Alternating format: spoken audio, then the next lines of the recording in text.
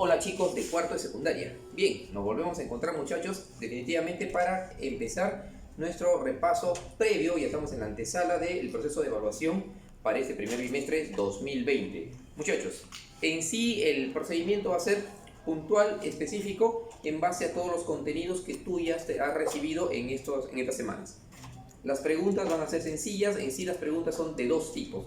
Tú eres de secundaria y tienes que tener bien clarificado el panorama. ¿Cuál es? Lo primero, hay preguntas que van a ser de conocimiento, propiamente dicho, que tú lo tienes que saber manejar. Te recomiendo que leas correctamente la pregunta. El segundo bloque está considerado con preguntas de carácter, digamos, de apreciación. Me interesa mucho la opinión que tú tienes. Lógicamente va a haber una respuesta fundamentada que tú me tienes que dar. ¿Sí? No te haga ningún problema, posiblemente vaya a ser un examen diferente al que estés acostumbrado a haberlo dado anteriormente, pero este examen me va a dar una posibilidad de tener una referencia más objetiva del alcance que estamos teniendo como en la parte de docente en lo que es biología y ciencias naturales, ¿correcto? Bien, empezamos muchachos, cuarto de secundaria, facilito. De acuerdo al contenido de tu balotario, empezábamos con características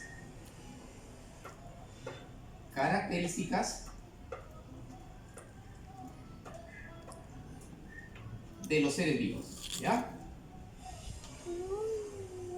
Fundamentalmente, cuando hablamos de características de los seres vivos, tenemos que tomar en cuenta qué es un ser vivo. Es aquella porción de materia que tiene la facultad voluntaria de poder desarrollarse y cumplir determinadas funciones propias, ¿no? ¿Quién no es un ser vivo? Hay que precisar eso.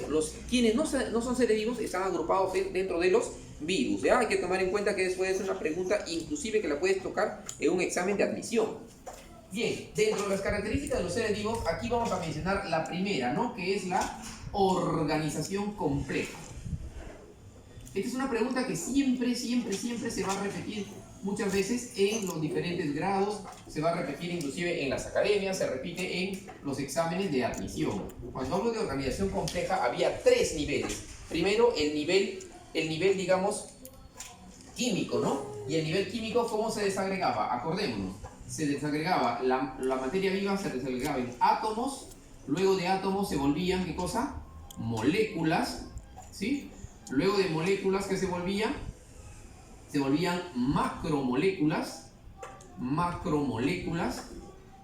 Luego de macromoléculas se volvían supramoléculas, ¿ya? ¿Ok?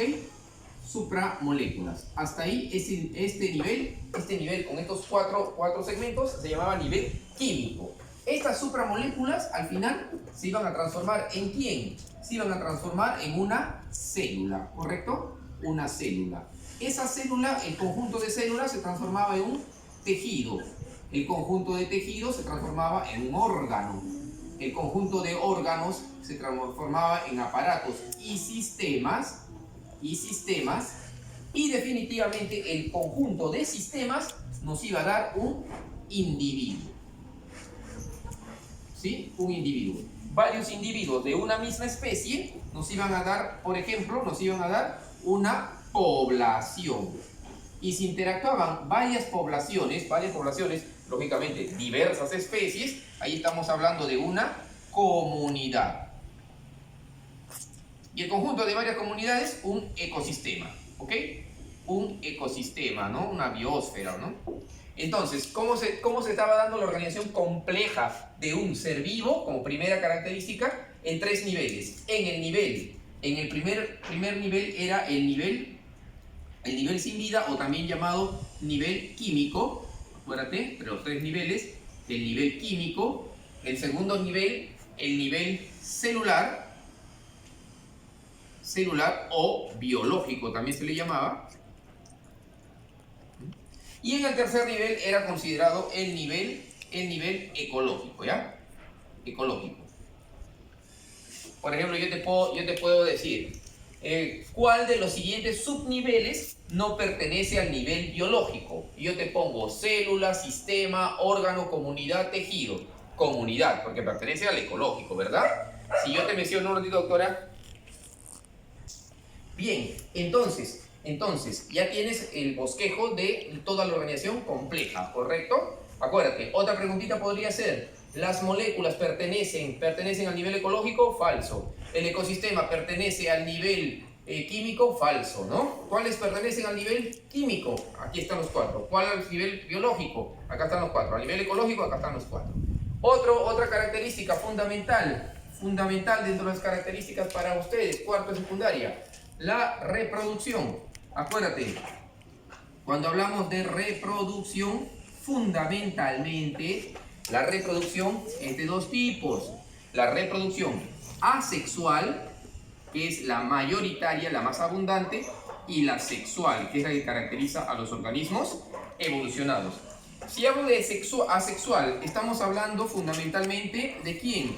De un solo progenitor, ¿ya? Un solo progenitor que se divide en dos hijas idénticas. En cambio, en asexual se habla de dos o más progenitores, ¿ah? No necesariamente de dos nada más, de dos o más progenitores, que son la mayoría de animales, plantas en este caso, ¿no? El tipo de reproducción, ¿ya?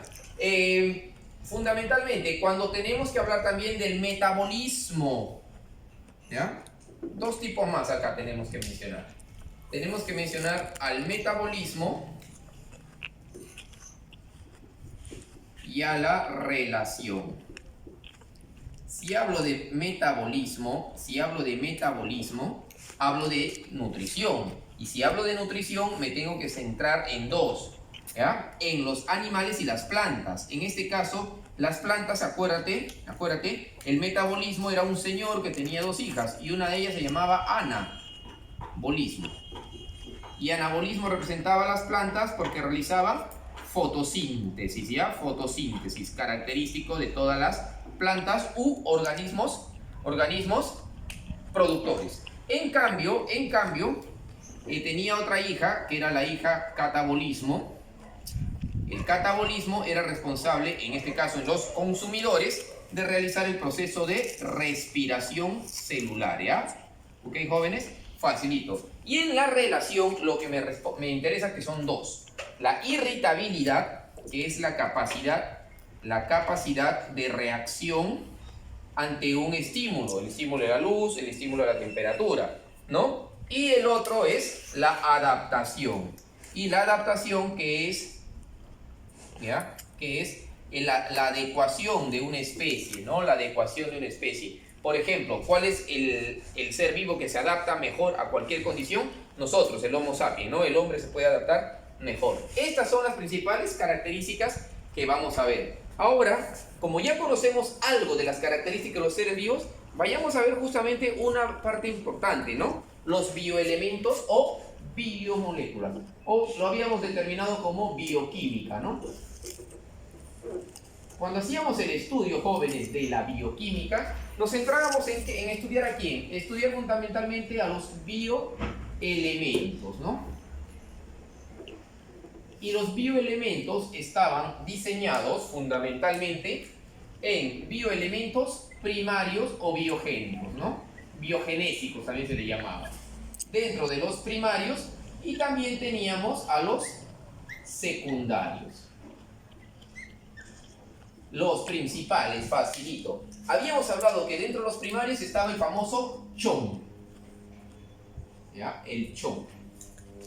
Y como tú eres alumno de cuarto secundaria, te voy a dar unas pautas fundamentales. Estos cuatro jóvenes, son fundamentales porque aparte del fósforo y aparte del azufre, que ya están conglomerados dentro de bioelementos primarios, ya que su participación en la estructura orgánica de cualquier ser vivo es muy importante. Pero cuando hablamos de estos cuatro, ellos son los formadores fundamentalmente ¿de quién? De las grandes biomoléculas orgánicas, como glúcidos o carbohidratos, como lípidos, como proteínas y como ácidos nucleicos, ¿ya? Cuando hablábamos de los secundarios, acuérdate, y olvidaba algo más. Los primarios, o por lo menos el CHON, son elementos abundantes en la estructura de un ser vivo. En cambio, los secundarios son elementos que en pequeñas cantidades son necesarios para el organismo. ¿Cuáles son? ¿Verdad? Fundamentalmente aquí habíamos mencionado, por ejemplo, al sodio, al potasio y al cloro. Habíamos indicado al calcio, habíamos indicado al hierro, habíamos indicado también al magnesio.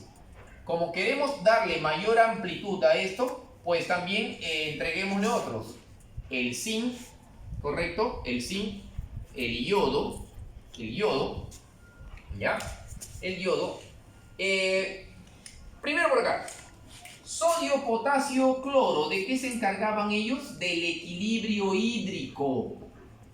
El equilibrio ácido-básico. ¿Ya? La deshidratación se producía fundamentalmente por perder sodio, cloro y parte de potasio.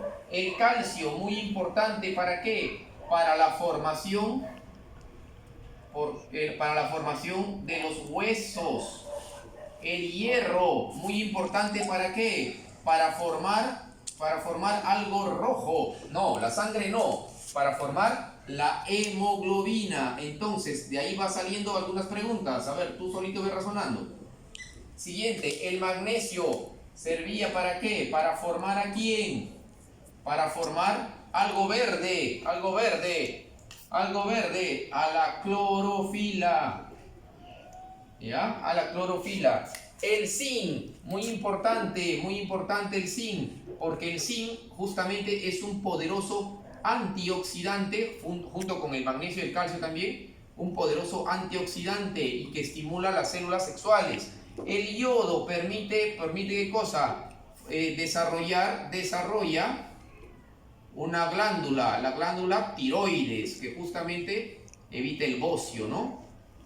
Entonces, las preguntas serían, ¿qué pasaría si no tuviéramos sodio, potasio y cloro? ¿No? Nos podríamos deshidratar. ¿Qué pasaría si no tuviéramos calcio? Descalcificar, raquitismo. Si no tuviéramos hierro, anemia. Si no tuviéramos magnesio, no habría clorofila. Si no tuviéramos zinc, se oxidaría más rápido el cuerpo. Si no tuviéramos yodo, nos diera bocio. ¿Sí? También teníamos las biomoléculas, pero en biomoléculas lo habíamos separado en orgánicas e inorgánicas. Y aquí la fundamental, la más importante de todas, ¿cuál era? El agua. El agua. ¿Por qué el agua, jóvenes? Porque el agua cumplía una función fundamental de ser el famoso disolvente universal, ¿ya? Disolvente universal.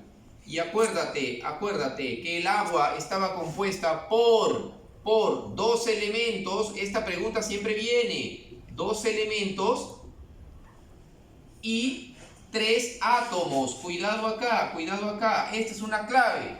¿Por qué? Porque el agua está formada solamente por oxígeno y por hidrógeno. Y por 3 átomos, por un oxígeno y 2 hidrógenos, ¿ya? Cuidado que acá se vayan a confundir, ¿ah? Otra característica muy importante del agua es su pH. Y eso viene en preguntas de examen. Cuando hablamos del pH del agua, el agua tiene un pH de 7, ¿correcto? Pero, ¿qué pasaba?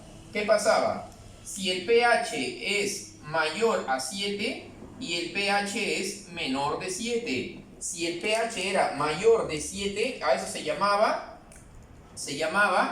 ¿ya? Alcalino o básico, ¿ya? Si era menor de 7, se llamaba medio ácido, ¿correcto? Medio ácido. Algo alcalino, por ejemplo, algo alcalino de nuestro cuerpo, ¿ya? Algo alcalino y algo ácido.